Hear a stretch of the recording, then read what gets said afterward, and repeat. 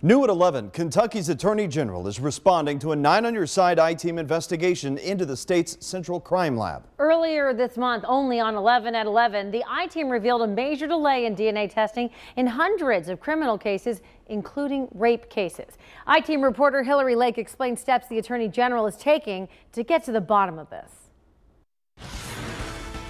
The Attorney General's office sent this letter to the state crime lab last week. It asks for a general accounting of millions of dollars the crime lab received from the AG's office in 2016. Ultimately, this is about making sure justice isn't delayed for some crime victims. Tracy Jackson is sharing her story to create change. She says she was raped in a northern Kentucky public park restroom in January. A criminal case against her alleged accuser is still waiting on the results of a rape kit from the Central Crime Lab in Frankfort. They're saying it'll be May of next year at the earliest, which is 15 months after it happened. And so for 15 months, I'm just going to be stuck in this limbo. Now, Kentucky Attorney General Andy Beshear is weighing in. Did you not know that there was a delay on the current cases? Well, the delay that you've described to me today is certainly longer than I'd been made aware of.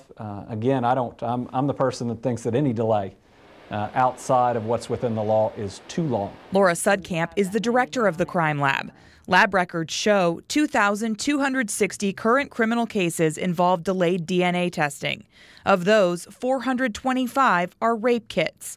As the 9 on Your Side I-Team first reported on October 4th, Sudkamp says the delay for DNA testing in some of those cases, like Tracy Jackson's, is 8 to 15 months. She says that's due to a combination of staffing challenges and an influx of criminal cases. At the end of the day, this is on us in the criminal justice system, and we've got to get it right. In 2016, Beshear's office gave the crime lab $4.5 million in civil settlements. Now, he says because of our I-Team investigation, he wants to know how it was spent. The money was slated for lab upgrades and hiring. It was also earmarked to end a historic backlog of nearly 3,400 rape kits that had gone untested for years, and to eliminate further DNA testing delays in the future. Are you satisfied with how that money has been used? Well, we've asked for a general accounting of how those dollars have been spent, and we haven't received that yet. The Attorney General tells me it could be several weeks before the crime lab responds with a report detailing how it spent that money.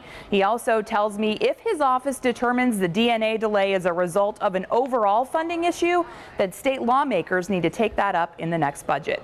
Hillary Lake, 9 on Your Side. You can find Hillary's initial investigation into the DNA delay at the Kentucky Crime Lab right now on WCPO.com.